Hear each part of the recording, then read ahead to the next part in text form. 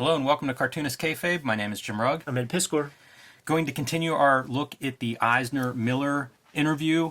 Before we do that, I want to invite everybody to like, follow, and subscribe to the Cartoonist Kayfabe YouTube channel if you haven't done so already. Hit that bell icon next to the subscribe button, and you will be notified when we post a new video. It'll help offset the kayfabe effect. If you see a video or see a book that we cover and you want to track that down, that notification will give you a leg up on the competition because you won't be the only one looking for that book. Also, let these videos play through to the end.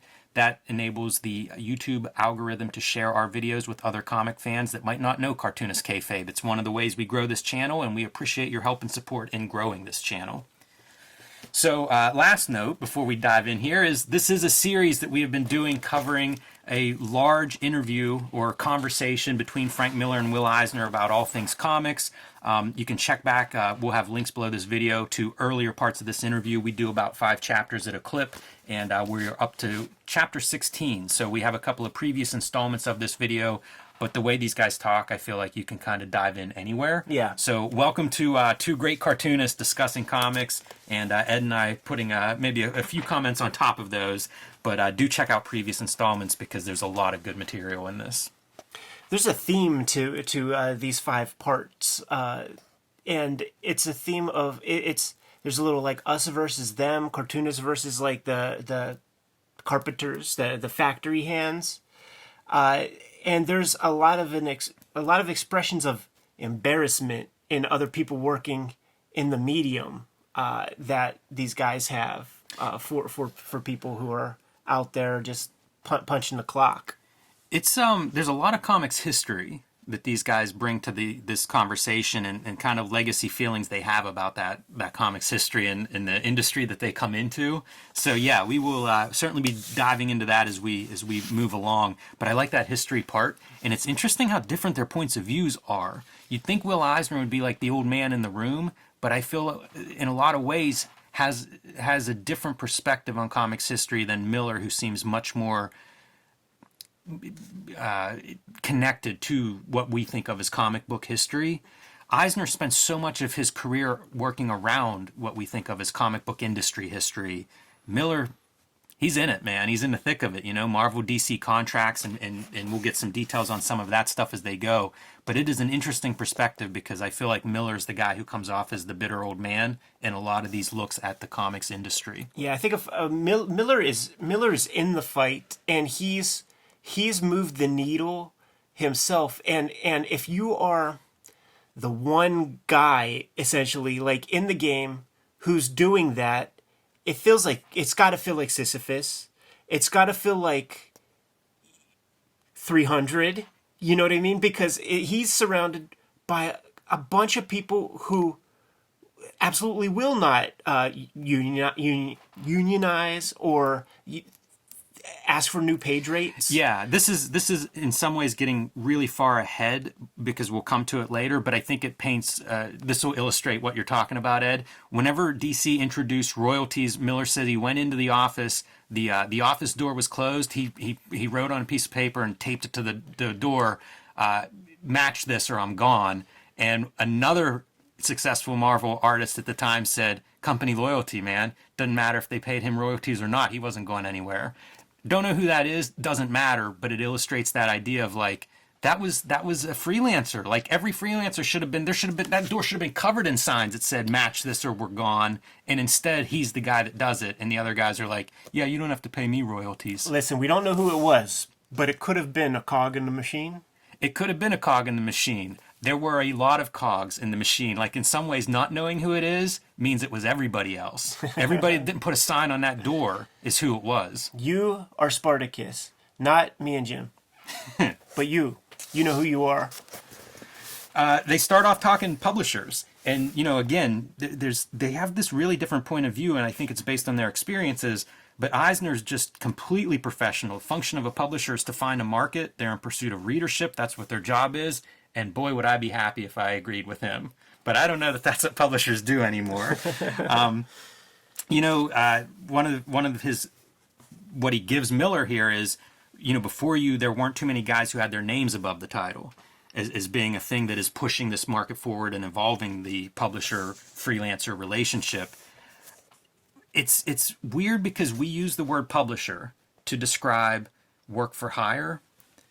When you say publisher, like you think of, say, a traditional book publisher, it's a completely different business relationship. And so it's weird to use the word publisher to describe both models, because they're very, very different, and especially to the creators, the writers, and artists, totally different models. It's a shame there's not a different word for it. I mean, they spend four pages trying to figure out like what do you mean by publisher? What does that mean to you? Yeah, and this is a Will Eisner pull quote. They're the guys who understand marketing. I don't know if anybody understands marketing in today's world. So much has changed. Like, who's selling books? Show me who understands marketing. It's not. I don't think it's default that it's the publishers. There are a lot of publishers that are struggling to sell books who, I'm not sure they understand the marketing. Yeah, I think it's like they're the ones testing their theories. They're putting their money where the mouth is, man. I mean, that's essentially what it is. Miller ends this page on comics history is pretty brutal. Yeah. And I think that, again, informs his point of view. There's that part there, too, where why be ashamed of ourselves? And that is certainly, at this time when they were having this conversation in the early aughts, that was the 90s, like all this like apathy and self-flagellation when comics was at its worst in our lifetimes. A lot of self-flagellation, a lot of that stuff, and people were embarrassed, man. Yeah, they tell the story about some guy had a novel published, a comics writer had a novel published, and then everybody's running around going, this guy's a giant, he's a real writer, and meanwhile that stuff was remaindered. Do you remember, man? That was a scene in Mad Men when like one of the ad dudes got a book published, and like the other Mad Men were like, "Fuck that guy!" like just like all jealous and stuff. That's what it reminds me of, man. I say all the time, like any of these ideas that we make that go, "Hey, cartoonists are this way or that way, or comics are this way or that way," it probably applies to the world at large. We think immediately of our surroundings and the people we know who are cartoonists, but most of this stuff applies outside, and that Madman is a perfect example. It's anybody that's going outside their lanes that's getting some attaboys, from other ventures. Like, I mean, straight up, like you and I, man, we're blue collar dudes. Once you start getting published and stuff like that, like you probably don't hang around with the same people you hung out with before then. Like I went through a real pain period of just like the social garden was getting pruned here and there, man, because actually, like, as weird as it sounds, I remember like hearing Oprah say that like when she had fluctuating weight and stuff, when she would get skinny, she would lose friends because they want her to be fat and whatever, man, right. Unhealthy. They liked her better that way. Yeah, that expression, birds of a feather flock together, I always think like one of the models for if you want to do something, find other people that have done it, hang out with them. Absolutely, man. You want to be a mathematician? Hang out with mathematicians. Yes, totally.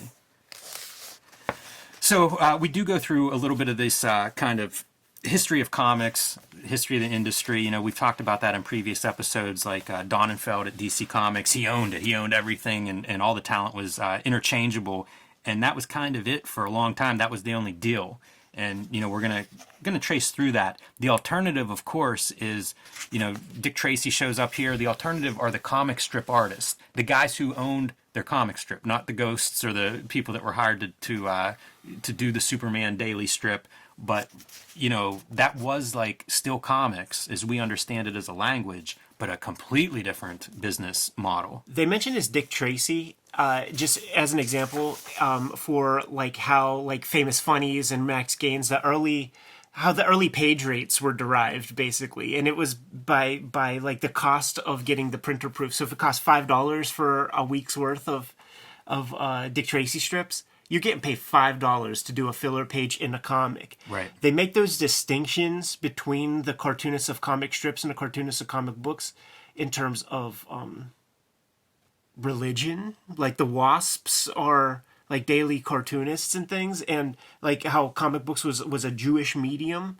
And the shoot interview we did with Howard Chaykin, or maybe it was like a Howard Chaykin interview from Wizard we read or something, he either told us or it was in the interview how Gil Kane aspired for to be in that space, but there was all this anti-Semitism in that culture, and in Connecticut where all those guys live, like Gil would take Howard to like dinners and stuff and like point out how all the individuals at the restaurant, like, you know, this guy said this and this guy said that, but then also Gil Kane was also kissing their butts and stuff, like wanting to be in that world. And it was like real confusing for him. Yeah, and when you say, you know, comic books were like this associated with a Jewish medium, it was because of anti-Semitism and comics being like this entry-level, lowbrow art. Yeah, the way Eisner explains it, nobody Right. else wanted to participate, so they, you know, they had an opportunity and took it. Eisner talked about turning down fucking Superman. Well, you know, he also mentions that when Miller gets into it, that publishers were no longer owning Superman wasn't enough. They not just anybody could do it. You needed the right guy on there.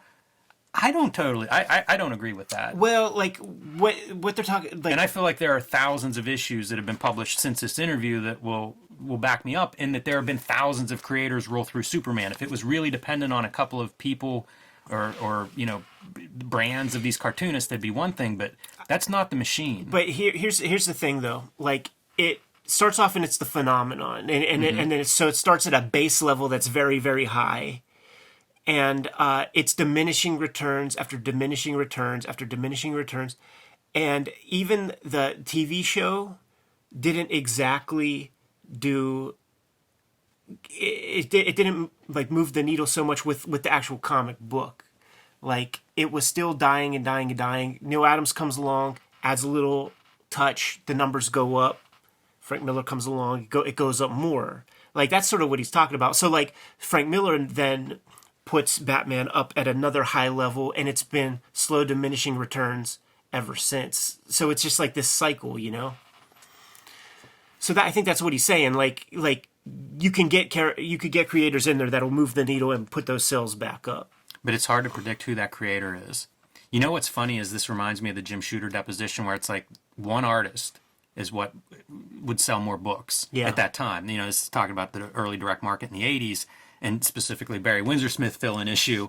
But it points to the rarity. You know, like you think of the thousands of people that have done Batman comics, and Miller's the guy who had a Batman book that didn't move the needle. Yeah, with what's going on these days, man, the publishers know that with our giant mouthpiece of the Cartoonist Kayfabe channel, that we move the needle.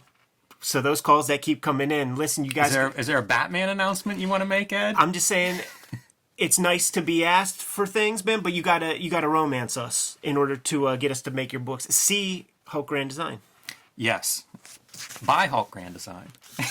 The best way to see it. So one thread that comes through here is Miller talking about how like doing this kind of work for hire, working in this kind of system where talent's devalued either by the publisher or by the artists themselves, that it eats away at the soul. And I don't want to step on your highlighted notes, Ed, but I do see that you've highlighted, again, Miller saying this, I do believe that over a long period of time, being that kind of hired gun is not good for an artist and is not good for the art form. This says so much, because one of them is complacency. Yeah. You know, if you know this is the system and you're in there and you're doing well, there's a ceiling. There is a ceiling, but also what's the incentive to experiment, to find new things, to keep pushing yourself if you're already in the position you want to be in? You know, it's almost you're paid to sort of maintain the status quo. You know, after a couple of years, they're paying you to be you. Right. As opposed to like, I'm going to show up and I'm going to be Jim Lee and I'm going to show up and do Deathblow with a totally different art style. Right. No, that's not what we're paying you for. I highlighted that specifically with us in mind, actually, man, because of like the Grand Design projects and like what that is, you know, like X-Men Grand Design, like it's a weird art style. The guy who draws that comic, if he sent submissions in, would not be hired by Marvel Comics to do something. That's an artist who has proven success with a previous work of the exact format, who is like sort of accepted into the fold with all quirks and follies and any of that kind of thing. And you get that opportunity, you take that opportunity, Hulk Grand Design, and you could do mutually good business and get maximum value out without being on the fucking hamster wheel. Your Instagram numbers are going to jump a whole lot with this Hulk stuff. Like, yeah, people, you have Madcraft and you draw something fresh, people are going to like it. But if you draw something that they already know and like, they'll respond to that even more because it's something that they're more aware of. It boosts your profile. You're helping them out because you're actually making a good comic for these publishers that turn out product. So if you look at it like that, like business, you can come out unscathed and still actually have a career, build some equity. Like, that's a term that's used throughout this conversation. Build some equity. You know, your Street Angel comics make money in your sleep. You know, like, while those things are selling, you're directly profiting from that stuff. Which is not true if you did a Marvel comic in the 70s. You know, like, that wasn't set up to get royalties and stuff. So once you did your page rate, that was it. And you by weren't the way, making money in your sleep from those. And by the way, to this day, like, you will not be getting $1 for the Portuguese edition of Hulk Grand Design. So there's still limits with their system. But I still appreciate the readers in Portugal.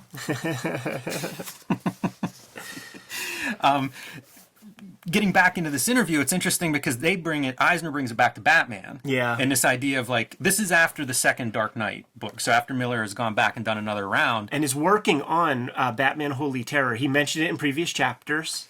And Eisner's like, you know, you didn't really have to do this. You know, speaking, I think, from a financial standpoint, you can do other things. You know, Sin City, obviously, a big hit, 300, a big hit. You know, like, Miller was doing well with the stuff he was originating as well. And so, asks him about, why'd you go back? And he says that he wanted to, he had a fun story. So. What's the very next sentence, man, that I have highlighted right here? I didn't want to come up with my own, in brackets, creator-owned version of Batman, which he had to do with that Holy Terror comic that he's working on at this time because it is way too far out, and that is just, I guess, what's it called? It's just called Holy Terror? Yeah, just Holy Terror. Yeah. It's interesting to consider some of these ideas, right? You know, what I take away from this is you do this kind of stuff, Ed, you have a lot of flexibility. Miller has flexibility if he wants to go to DC with an idea that is very different than, a unsolicited kind of submission. This is called Cartoonist Kayfabe. And I detect a little kayfabe here with, I really wanted to. I had a fun story. I bet you could have a fun story if somebody comes to you and says, we will give you $1 million an issue. You know what? I have a fun story in mind, man. Yes. That's the other thing. Like, at a certain point, I guess it's just gauche to, like, say you're doing shit for money or for economic reasons and stuff. But every cartoonist that I respected, like, as a kid and read interviews of, they have all these amorphous, artsy reasons for doing what they do. But then you see that it directly lines up with the market. You know what I mean? And both things can be true. Like, whenever I did the first issue of Street Angel, we had generated a ton of other ideas. Mm-hmm. You know, like, I had this, I did have other ideas to be like, okay, let's do more of this because, one, maybe the best idea is this next one that came up halfway through doing issue 1. If you do Dark Knight Returns and Batman Year 1, I bet you have a surplus of Batman ideas bouncing around in your head for the rest of your life. That's literally where Batman Year 1 comes from, too. He made backstory and stuff for the characters while he was putting that together. And I bet you he was getting calls from DC regularly that were like, hey, when are you going to come back to do another Batman story for us? Yeah. What will it take? Here's we put another 0 on the offer. Just got to let the comics medium, the business of comics implode. You want 2 more zeros on there? Go take that paycheck, man. Yeah, I have. I don't begrudge that at all. And again, it feels like this is progress. You know, the ability to be able to do Sin City and Batman. That's the best of all worlds, right? Yeah. Cartoonist Kayfabe is brought to you by the comic books that we make. Red Room Trigger Warnings issue number 1 is on the stands today. In the first week of April comes Red Room Trigger Warnings issue number 2. That's the Pumpkins issue of Red Room. And of course, last year saw Red Room, the Antisocial Network. The idea for Red Room, it's murder on the dark web for fun and profit. Every issue is completely self-contained, and it is a gory splat fest, to say the least.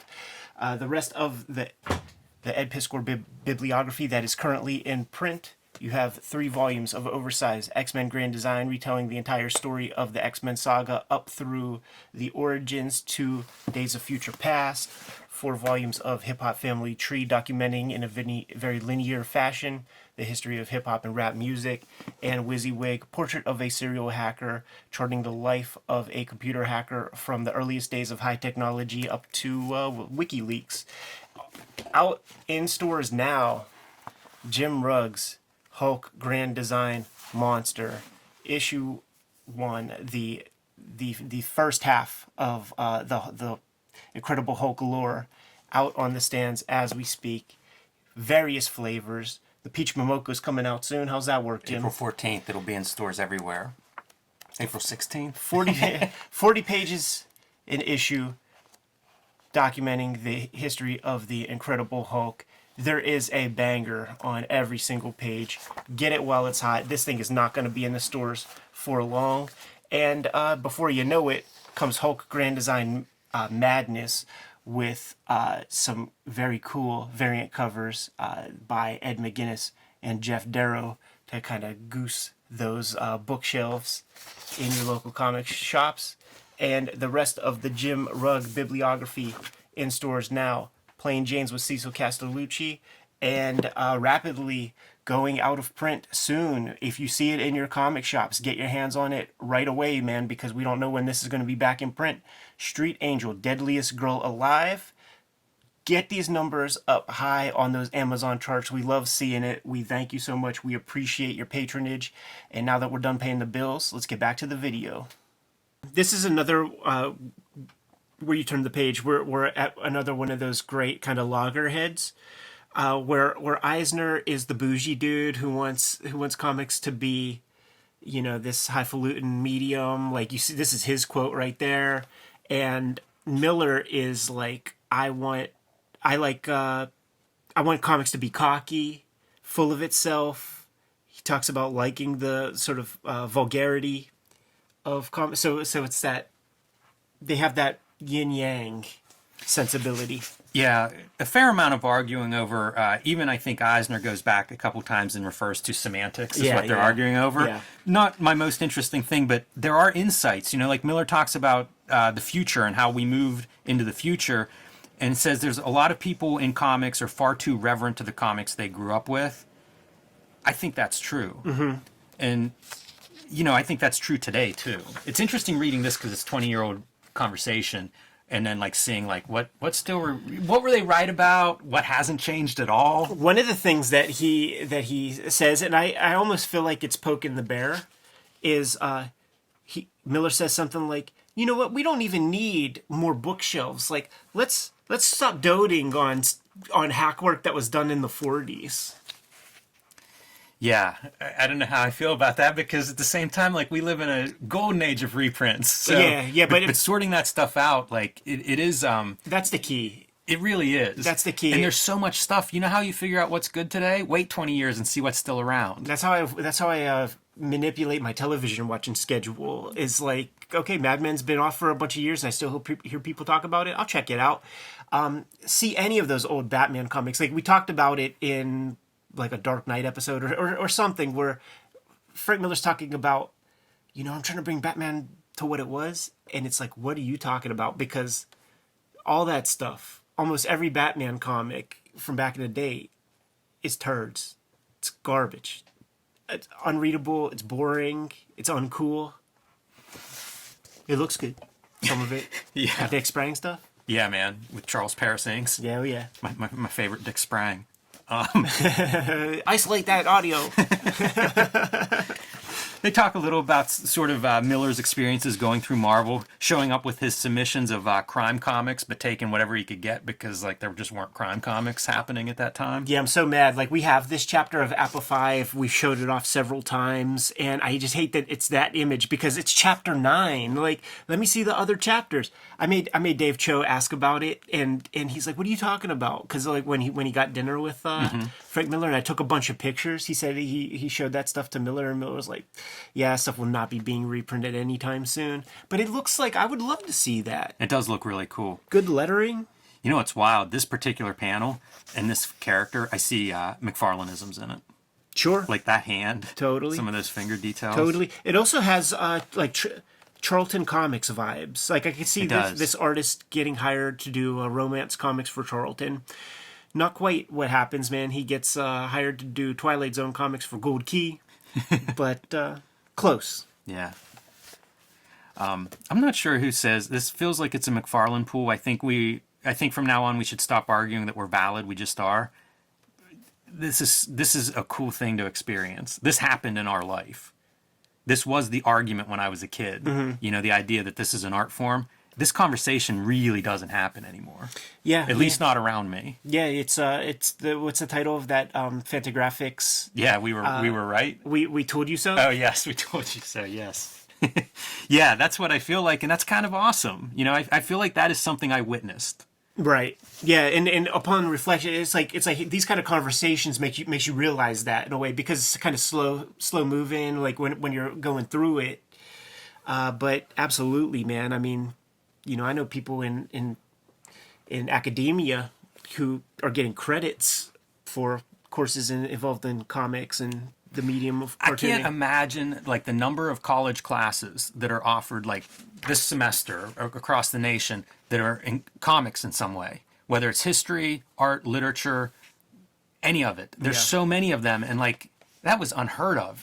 When I went to school in the 90s, it'd be like a film survey class or something would be the equivalent of that. And now it's like even schools that it has nothing to do with an art program will teach comics as just like literature or whatever. Bill Boyshell, Copacetic Comics proprietor, have a shoot interview with him. He has this whole thesis about how the comics medium like sort of follows behind the trajectory of film's place in culture with academia, with the educational process, with mentorship, with the reception to the audience. Has to do with like you got to have your vaudevillians fucking die off for the youngsters to start to accept it. Then you have to have the people who were only into silent movies. They got to die off for the talkies to be the accepted thing. So as things keep moving, you know, you slough off the dead weight, it becomes more ubiquitous. Like, I mean, brace yourself, but in about 10 years, we're going to have like live action Pokemon movies and like shit like that, you know, like it's all, you just need the kids who grew up with this stuff to be in the decision-making positions.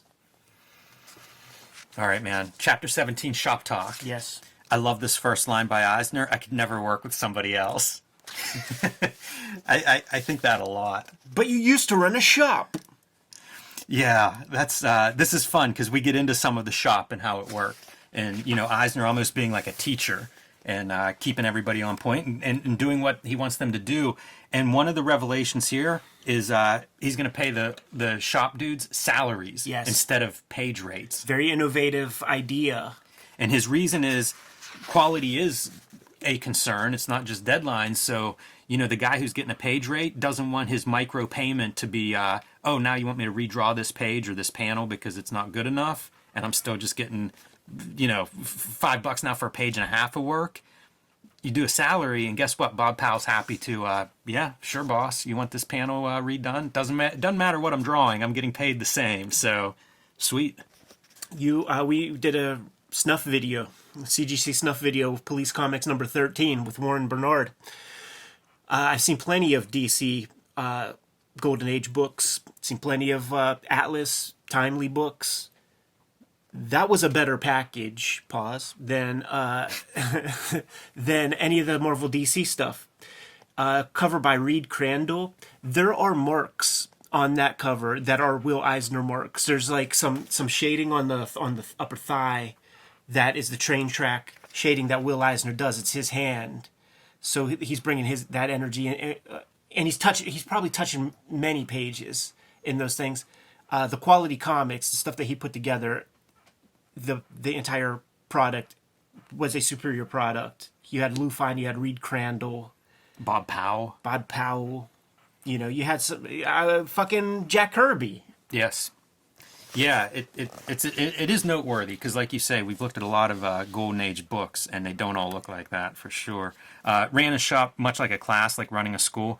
I make note of that because he would go on for a long tenure at SVA teaching comics. So kind of neat to see how that sort of maybe a part of his career his whole time. Calls himself player manager, man. Yes, Larry Bird.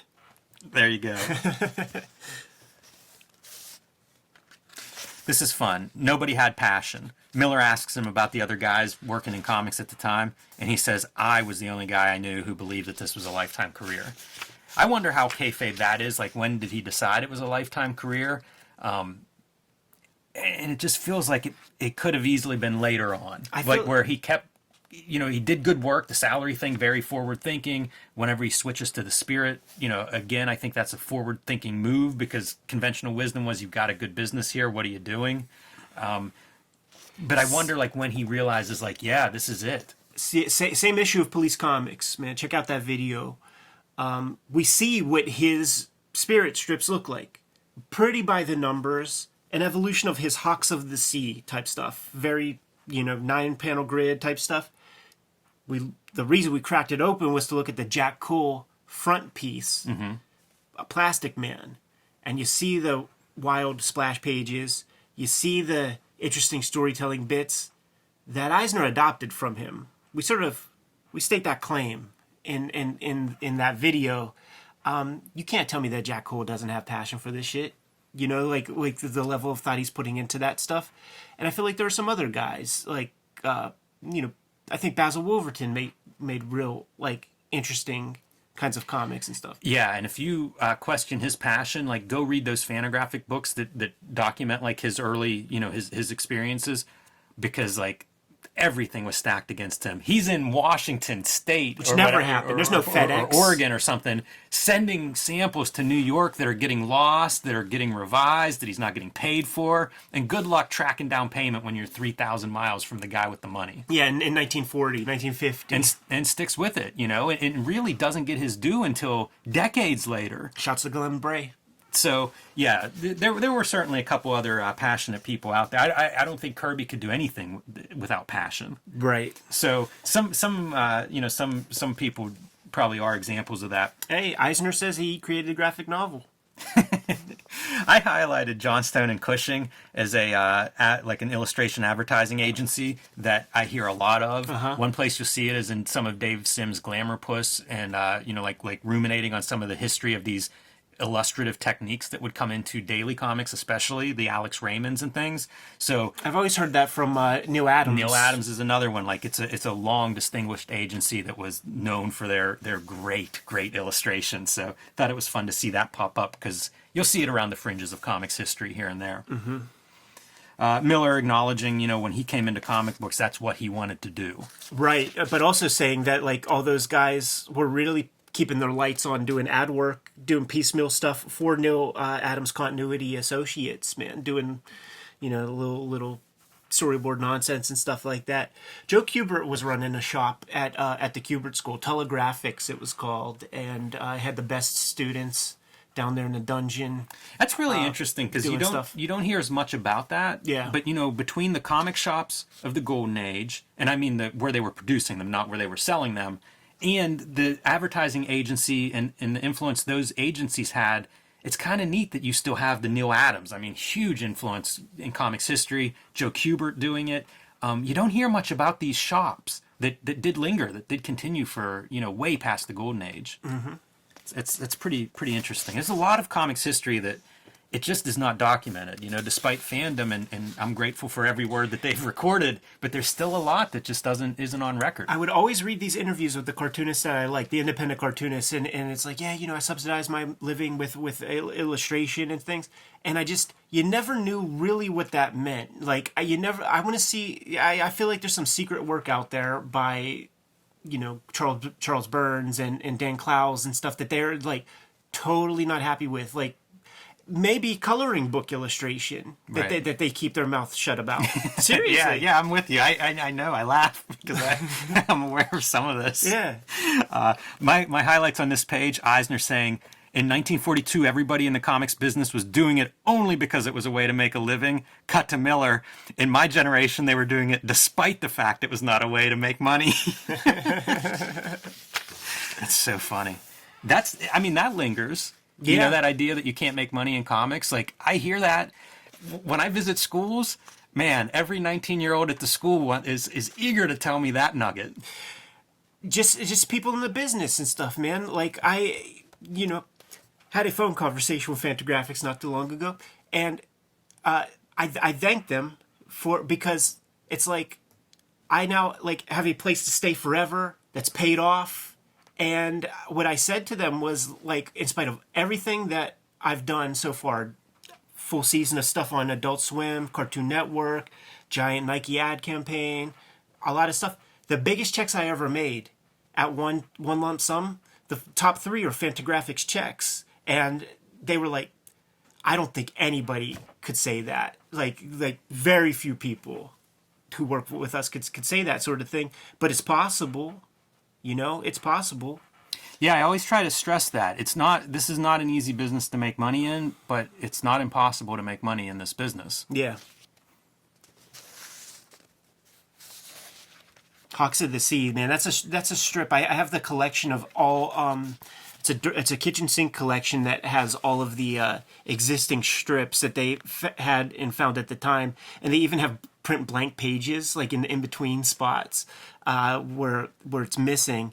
And it's a really good education in Eisner's career, man. It's pretty, it's raw for what he is, but it's more advanced than a lot of the Golden Age comic book artwork. But it's less advanced than it's not Hal Foster in terms of comic strip stuff. It's neat to see the Eisner line work whenever that line work was the Lou Fines. Yeah. Well, the Hal Fosters. Whenever that would have been the king that you're chasing. The line work, in the style of the Lou Fines and the Bob Powells and the super fine line work. Yeah, it's kind of cool to see. The proportions are Lou Fine-ish, like the kind of like curves of these arms and stuff. Like Lou Fine would really accentuate that shit. And then there was that period of Simon and Kirby where they were like chasing, like Stuntman era, Captain America era, even really Sandman and. What's the little dude's name? Sandy? What's the little guy's name? Yeah. Like that stuff, they're all chasing Lou Fine. Miller goes back to the Kayfabe hearings and the shadow that cast over the business of comics, which is yet to lift. I say it's lifted by this point. Yeah. But, depending where you're at, maybe it takes a couple years to view it that way. Because now it's us. Now it's not like the feds. Now it's the audience. Is like coming at you with they got the pitchforks and stuff going. No good comics. We don't want good comics. Back to the book burning. Oh yeah. This is amazing for a pool quote. Wasn't until the underground comics in the 70s that people really began doing what I considered literature. It's incredible when you think of what those underground comics contained. Yeah. The spirit in which they were made. All of these things. Like they were so just... almost aggressively counterculture, but at the same time, this is where you start to get the trappings of literature being associated with this stuff. Yeah, it's really cool because, like, when you think underground comics, you think hippie, and then pre-hippie, you have like the beatnik and stuff. So you would have interesting writing things, like the William S. Burroughs, like the cut-up technique or something, where it's far out stuff. A lot of those comics, they read like that kind of thing. They're not so cohesive. They're pretty surreal, like spotty as reading experiences. But what they brought to the table, certainly for like the next generation of people, for the Klauses, for the Hernandez Bros and stuff like that, it was just like, let's tear it all the fuck down and build it up in our own image kind of thing. Not Image Comics, by the way. But it's just pivotal stuff. It's all built on the shoulders of those giants, which is also speaking to the book burning and all that stuff, which is funny when like you go to an SPX and people are talking smack, and it's like you wouldn't be here if it wasn't for that stuff. Man, I just had this thought. So the those underground comics are all over the map. Yeah. but it's almost like a language dump. Like, here's Yeah. a whole bunch of new vocabulary Sure. that you future generations can use in your comics, you Dan Clowses and whatnot. And, you know, it's associated, of course, with LSD and various drugs of that time period. And there are ideas that language develops out of mushroom proliferation after the Ice Age. Stoned ape theory, right? Yeah, exactly. And you know, like in a weird way, like the underground comics are another version of that, because it is when comics just kind of explode in terms of potential. Right. You know, and it's almost like gibberish in some cases, but gibberish that we're able to continue to mine in the future for these comics that, you know, really do take that language to a more sophisticated, advanced level than it had Right. been before that. Right. Yeah, and there's all sorts of subtlety in between, because there's the bristling sort of against that, where we have this direct market, this independent space, but like what a lot of the most successful stuff was at the time, they call like a ground level, where it's Wendy and Richard Pini doing something they owned, but it reads like a Marvel comic. It has that spirit, Right. You know what I mean? So it's like they're adopting a little bit extra, and then it just slowly evolves more and more and more. But if you think about it, not slowly, you know, every year there's like new innovations in comics and new stuff being done. Talk a little bit about their generation, the different generations. Miller says Eisner's was there was a sense of craftsmanship. This makes me think of the famous "Craft is Dead" comics journal letter from James Kochalka. They weave this in with contemporary, you know, cartooning. SPX generation, for example, that they describe often as these guys they have something to say, and the craft, the drawing is not as important. But in like Eisner's generation, that ability to good drawing, that was considered the apex of their work. That was what you really aspired to, and that's evolved a lot. Like, I don't know that we still are there. Miller cites like Neal Adams being one of those guys that carried on that tradition, brought in photorealism and things to comics, and Alex Ross being the apex of that direction. To quote, catastrophic finish. That's a pretty good phrase to just pull out in conversation, in this kind of conversation. Miller wordsmith in there. Yeah, I find as we dig into comics history, I find these guys like Neal Adams. I know he's a huge giant superstar, but in some ways, like, he's even bigger than that. Like, just so influential in so many ways, and to so many people that went on to become giant influencers. First guy to kind of swing his dick around, man, and just add a little piss and vinegar, and ask the question, why? Why can't we do that? Why can't we have 25% yellow or whatever? Yeah, and why don't you return my original art? Yeah. You know, he was on both sides, production and the creator rights side of things, causing trouble. Play in Marvel against DC and vice versa a couple of times. Do a little cup of coffee at DC. Build up your rep. Go to Marvel. Build up your rep. Go back to DC. Advocate for yourself. Have a little fucking dignity. Dignity is a word that comes up a lot here. And people getting punished for having dignity. People being ostracized for having dignity. There are bits that are mentioned about that were in The Dreamer, where they talked about the first unions, that the first guilds, and let's not work for anything less than $5. And then one of the guys like leaves from there and goes right up to a spot and sells something for $4. Yes, yeah, of course. It's fun to have like Eisner weighing in on Todd McFarlane and his appeal. And then Miller going from McFarlane to Kirby, and how Kirby is like is perfect technically, but not exactly great draftsmanship. And it's so much fun, like hearing guys of this stature talking about different comic book artists. He mentions, McFarlane and Spawn is mentioned as an argument towards the artist as being a sales point. Absolutely, you know, it sells itself on its artwork. Yeah, and like to be honest, I would like a little bit more of that in comics, and like the writer-driven medium of what is mainstream comics, or like the big 3 or 4, you know, where it's a bunch of writers getting. You know, that writer-driven medium. I think it's all comes from peak TV. You know, like TV compared to film, for example. You know, film is this visual, and TV is a writer-driven thing because of scheduling and whatnot, at least traditionally. And I think that's probably why you see comics that are so writer side of that equation. Yeah. Sounds good to me. I can't argue that. Eisner talking about he thought that this would all change overnight when he published A Contract with God, and it took decades. But I do think we're kind of there. You know, like you look at the graphic novel market. Booksellers have overtaken direct market for comic sales in this country in the last couple of years, and I feel like that's the capitalist perspective of Contract with God being the future.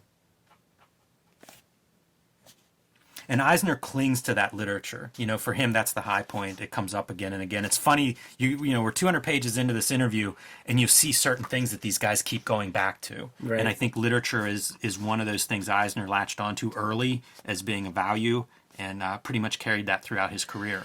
Man, it's so, like, here's where comics, like, supersede literature to a certain extent, not considering the long tail aspect of prose literature.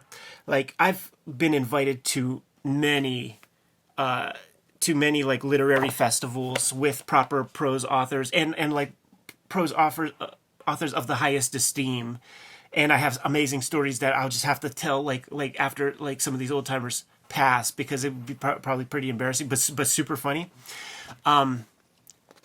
Our basic sales for comics, prose novelists wish they sold as many. They wish they sold as much as like the base average of what we sell in comics, and that's a small number, 3,000 maybe 4,000. They wish they sold that. Now, if you hit that long, if you're at the top of the long tail and you're selling 20 million copies of something, that's different. Like, well, we're not talking about that stuff.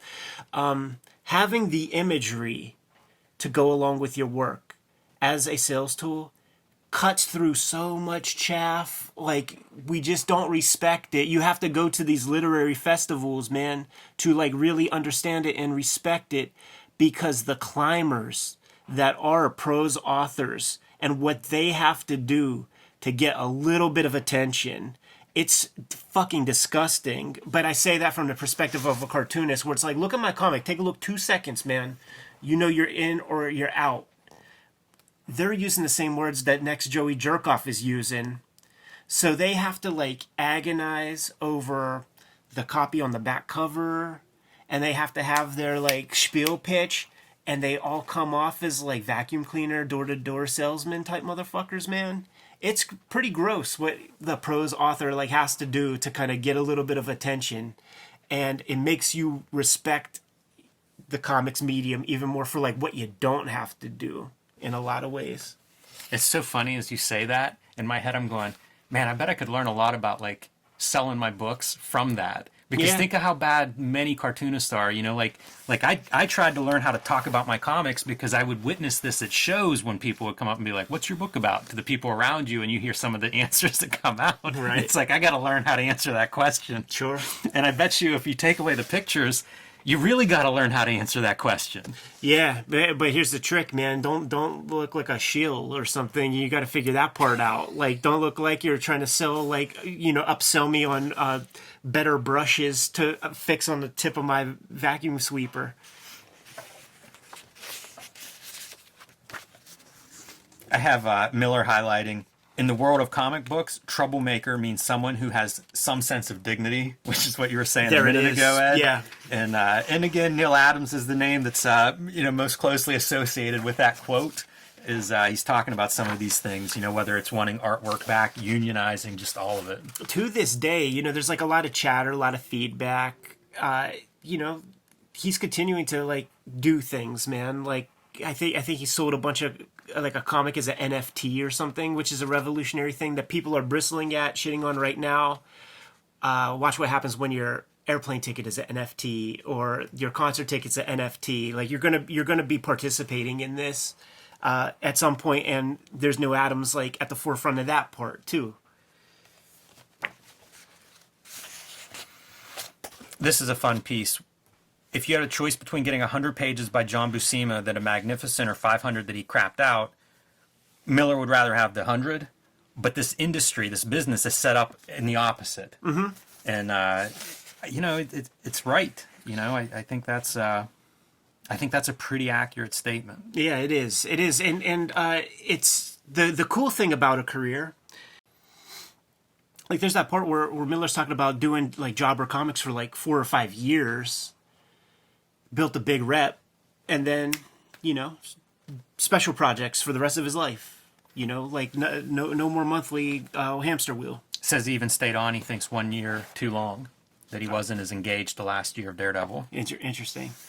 I have some stuff about Eisner talking in the 50s, how he believed almost romantically that there was a big opening in the instructional field for this medium to go into. Mm-hmm. And one of the generals was against that. And they actually did testing with it between his comics and technical manuals. And he, quote, beat the hell out of them. I'm sure. So, you can see some of that stuff's been reprinted and collected in like PS. But it's interesting, that's what he's doing in the 50s whenever comics are being, dragged through the mud and being burnt by the local church group and stuff like that. Eisner's out there working for the U.S. government, essentially in the defense sector of the economy. So that's pretty good. There've been solid paychecks in that area for as long as we've been alive, and then some. Eisner's a pretty honest artist, man. Yeah. Like, that's a pretty honest self-portrait, I feel like. Very unflattering. And it's like all of our pups, all of our grandpaps. They all had it. I like this part. Miller says that we got to figure out the infrastructure. We have to look at the infrastructure of selling comics with new eyes in order to figure out how to survive. We have a larger audience than we're accessing, and says that he's gives away comics to people because they ask him, where can I find it? Uh-huh. I love this a lot because we are still in this. I love it. And it's different now, I think. Some of the problems are different now. Some of them are still the same. Like when I was trying to tell, a friend where to get the Hulk and pre-ordering, it was just like, forget it. I'll just get you one. Yeah. So we're still there in some ways with the where can I find it. But the flip side is there's so much stuff available now that it's really hard to find. Like there's a comic out there, I believe, for everyone. Mm-hmm. But good luck having somebody find that comic. Like all I do is look at comics and I still miss things. So the person who's just a lay person, there's so much out there and available. Where do you begin? How do you even know it exists? I think that's a real problem in terms of the product's never been better in my opinion, but getting that product to a receptive reader, it might be worse than it's ever been. It's kind of like you got to get out of your microcosm. Fuck your friends. Fuck what your friends are doing. Like one of the greatest things that ever sort of happened to me in my career was hooking up with boingboing.net, a place that had no real comic representation. It's not a comic book website. It's not any of that bullshit that's involved in our own little microcosm, speaking to the choir or whatever. I went to a place where there was none of that. I was the comic, and the audience was like so huge, and you get 5% of that or something, 6% of that, and it turns out to be tens of thousands of people. You know what I mean? Like, if we had enough people doing that sort of thing, Simon on Tumblr doing his thing back in the day, building his audience gigantic like that. The stuff you could do on Instagram, you could build your audience gigantic, but like, don't just try to impress your friends by having your own risograph 50 copies. Like, how's that going to do anything? One of my most sold books is a running comic. Because again, it's like it talks to a certain group. It's not necessarily comics fans. It's runners. Yeah. And like finding a way, you got to do the work to connect it. Yes. Like you've got to find a way to put that in front of somebody who likes running. Yep. And that's the part of sales that I feel like we could all just improve. Publishers, creators, everybody. Like there's so much room for that. And all it is connecting to an audience. Yep. Building this platform right here. Like we'll be able to self-publish comics forever if we need to.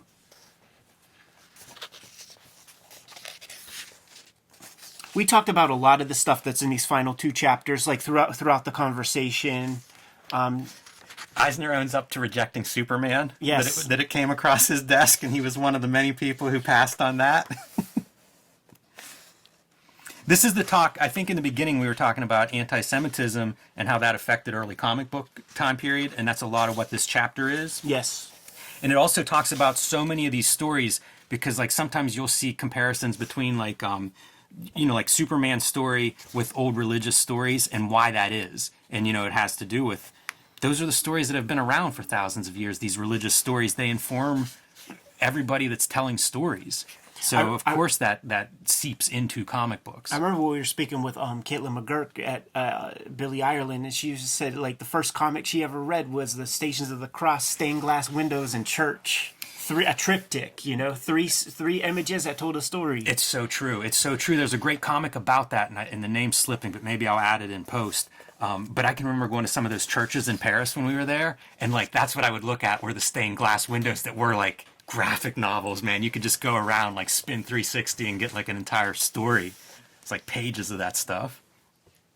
Cowardice and Shame. This covers a lot of, again, stuff that we talked about early in this episode, but Miller keeps coming back to this idea of like, comics had such a stigma against them. Yeah. Like if you were a comic book artist, you were a lousy artist. Also, these comics are juvenile delinquency. It was just one thing after another. Like people would lie and they would never say that they were a comic book artist. Everybody was trying to conform at that time. Like if there was just like one dude who was like, you know what, I am going to corrupt your freaking kids and love it. Like that dude would be a legend. But no, you have Bernie Krigstein who goes the opposite direction, quits comics. Yeah. Miller talks on cowardice, right? And asks, like he's trying to get Eisner to name cowards in the comics business. And I wish Tom was here. Yeah. Eisner comes back with Kirby. Say it, man. Because of his unwillingness to break loose from Marvel or DC Comics. It's a really interesting point of view because, again, Eisner never worked in that system. Like, he found a way to make comics, very influential comics. You could have an argument about who's more influential in where comics are today, Kirby or Eisner. Two of the biggest influences, one was all in the system and one was all outside of that system, and otherwise they're contemporaries. Right. It's wild. I wish there was an Eisner Kirby conversational book like this, or a Miller Kirby, to get that other perspective. But it's not it's not what Miller wanted. Whenever Eisner proposes this, Miller's like, no. I was thinking there were people who just definitely wouldn't show up when it was time to stand up as a group or something. Talks about Neal Adams trying to organize, and talks about hanging the note on the door at the office once royalties were announced at DC, and Miller said, pay me or not, I'm leaving. He also said that he poo-pooed the guild talks. He wasn't there. He didn't participate. Yeah, he says he was new, and he just didn't feel like he had any influence. And so that's always the case. There's always going to be some noob who's willing to do cheap work. He does go on to do a newsletter in the late 80s that was all professionals, just writing in, whatever, reporting on whatever experiences, complaining about this or that, talking shop, talking business. See our video on WAP, Words and Pictures. right, words and pictures.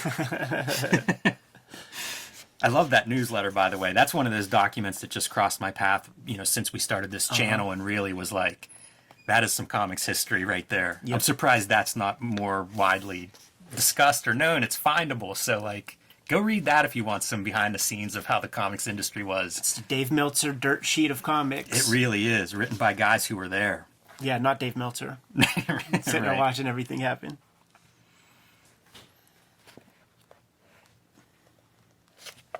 There's a part talking about, creator-owned comics versus the page rate comics.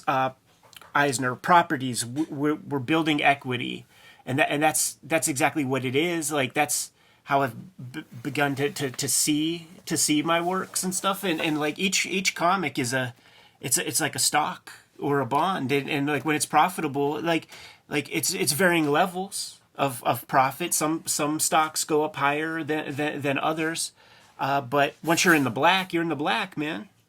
Yeah, and it's so brilliant that it's hard to believe it didn't start before this. The idea of, contract with God, you have annuities.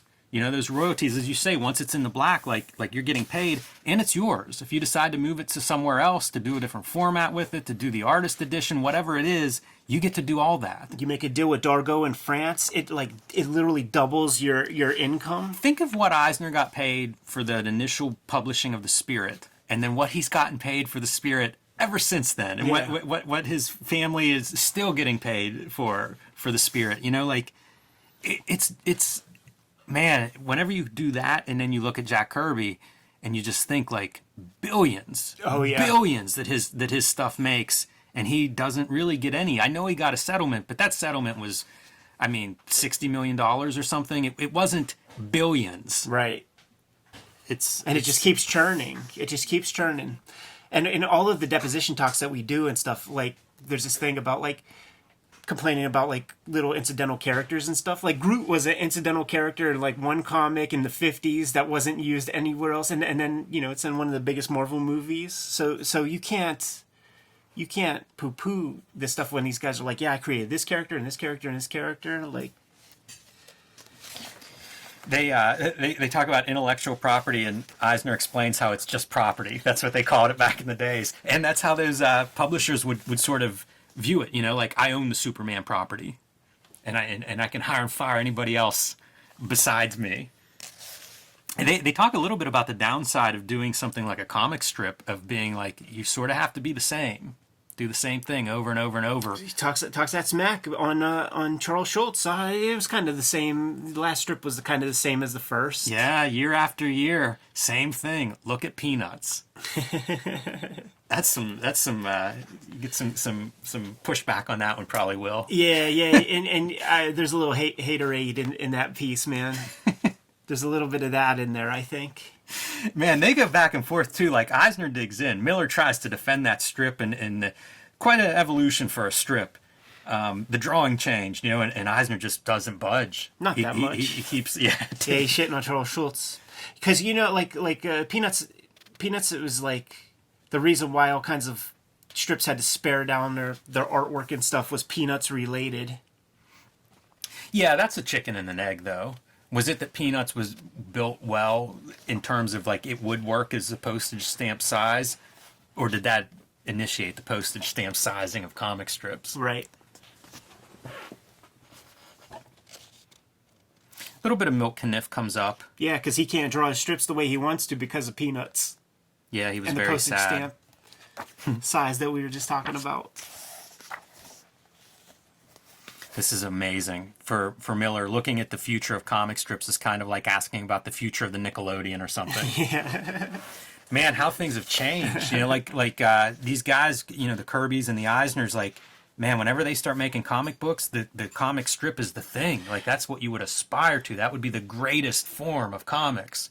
And now it's like, it's out. It's over. And you know, the argument is like, what's the great comic strips, right? Right. We all say Calvin and Hobbes, but I mean, like, that's almost 30 years ago. Yeah, I mean, really where it is, man, it's just you got to rethink it. And it's not a piece. And first off, nobody's buying newspapers. That's right, too.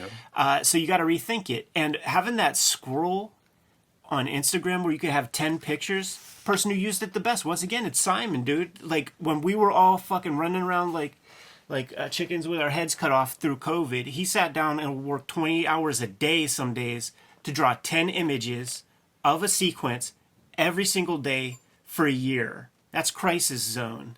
You know what I'm saying? Think of how many. I would love to know, like, the number of fans he built in that year. Tens of thousands of new subscribers or like new followers on Instagram. I'm sure the book did really, really well for him. Having that routine and doing that, he had a captive audience that was looking for some kind of relief, and to have that daily strip of 10 images, labor-intensive work, you know, fantastic. Yeah, definitely. And really set a pace and proves that, like, the comic strip is completely it's all squares, you know. He's using the same format. It works. Yeah, no doubt about it. And, you know, closes out with, newspapers no longer believe that comic strips deliver circulation like they did in the 20s and 30s. Yeah, that's, I mean, newspapers just, yeah, of course. Yeah. Not too much juicy stuff in the bitterness and backstabbing, really. Yeah, this is where they break down the various properties, you know, the titles we think of now, intellectual property, you hear a lot, given some backgrounds on that. And sort of the idea, like, it sort of talked about how tough it would have been to have novelty press, self-published works back in the day, because you would have to get a contract with a distributor.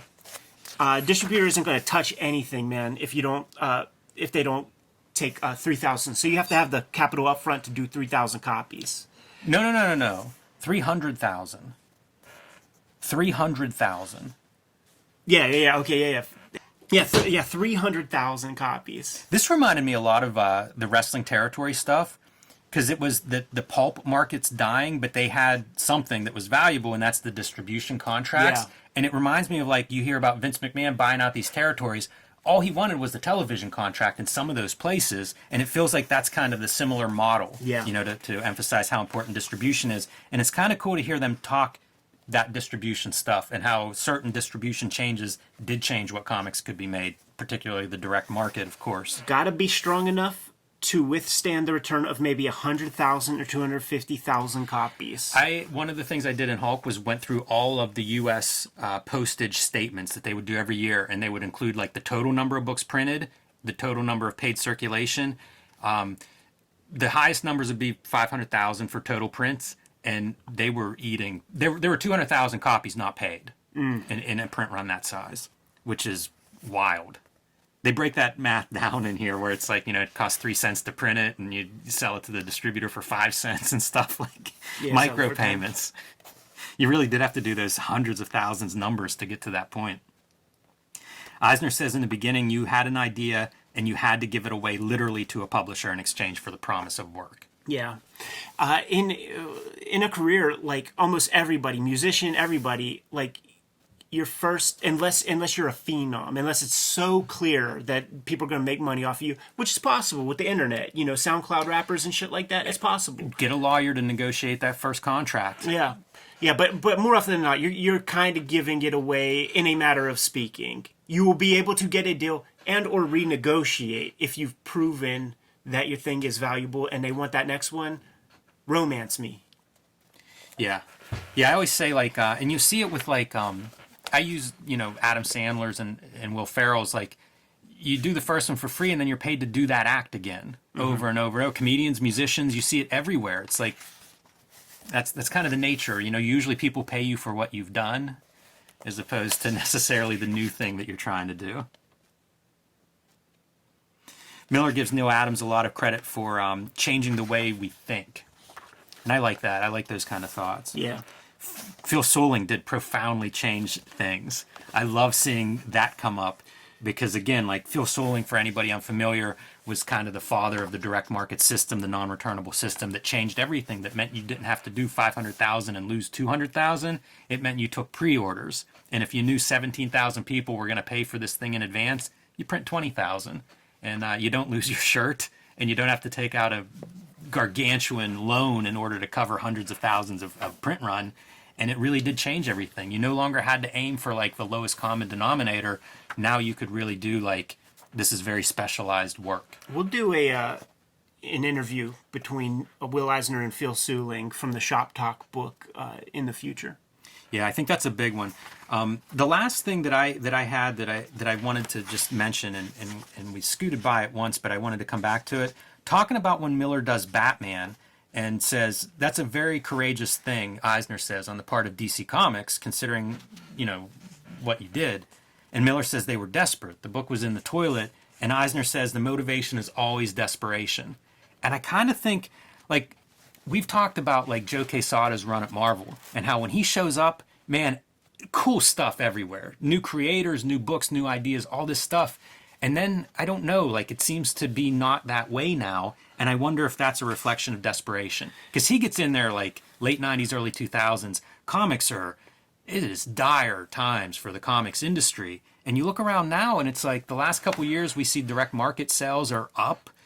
Which is amazing considering, brick and mortar retail everywhere else is struggling, but the comics market is in good shape. And so I wonder, like, you see a little bit less invention when things are going well. Yeah. Like the sort of the commonly told story in comics, and Miller's a part of it, is, he took on a dying book in Daredevil and made it a success. And then the editorial at that point starts to shoehorn in a little bit and want things to go a certain way. Or the one from our time period is certainly McFarlane on Spider-Man. It's in the toilet. He starts doing things, gets the numbers up a lot. There are 4 other Spider-Man titles. None of them are doing the numbers put together what McFarlane's comic is doing. And then the editors start saying, "Oh, you can't do this. What's with the eyes? What's with the spaghetti webs and all that stuff?" And it's like, well, this is stuff that people are responding to. This is the stuff that's different from all those other books. It's kind of the same thing, man, where it's taking a chance with something that's not really being looked at. I think of it like, we hear this is the end of the world and the sky is falling and all this stuff. If things are really bad, and I'm not saying they are or aren't, but if your perspective is that they're really bad, look around for opportunities. Yeah. Because that's when those opportunities are available. It's when people are desperate and ready to take a chance, when they're looking for something. So now may be a great time for figuring out how to connect your comics to an audience. Buy the dip. You buy the dip, man. Sell high. All right. Well, that gets us to the next block of chapters. The schemer. We're starting off strong, man. Spicy. Yes. But man, there was a lot of material in there. Yes. One of the revelations for me with these interviews is just how much comics history you get to kind of hear these guys discussing and bringing up. And I don't know why, but man, I've been enjoying the comics history lately. So Absolutely. pretty fun to get into some of that. That's for sure, man. Just because we're part of comics history, man. Good to go? I am. Kayfabers, like, follow, subscribe to the YouTube channel. Hit the bell. We'll notify you when new vids are available. What's out there, Jimmy? Hulk Grand Design Monster #1 in comic shops everywhere unless they've sold out. So run to your local comic shop and pick that up and tell them you want a copy of Hulk Grand Design Madness #1 coming late in April. This is a retelling of the 60-year history of the Hulk through my eyes and hand. And I appreciate your support on that. And you can join me on patreon.com/JimRugg. Red Room trigger warnings out on stands now. Issue 1 is on stands, and depending on when you're watching this, issue 2 is available. Murder on the Dark Web for Fun and Profit is the name of the game in Red Room Comics. You can read these comics on my Patreon right now for the price of $3 for the entire archive, 200 plus pages worth of material. Every issue is self-contained, so if you see one of these issues, just scoop it up, give it a read. Hit up my link tree in the description below this video so you can get to all those destinations. What else do we have out there, Jim? Subscribe to the Cartoonist Kayfabe newsletter at the links below this video. You can also find Cartoonist Kayfabe t-shirts and merchandise at the links below this video. That's another great way to support the Cartoonist Kayfabe channel. Jimmy, given the marching orders, we're going to be on our way. Make more comics.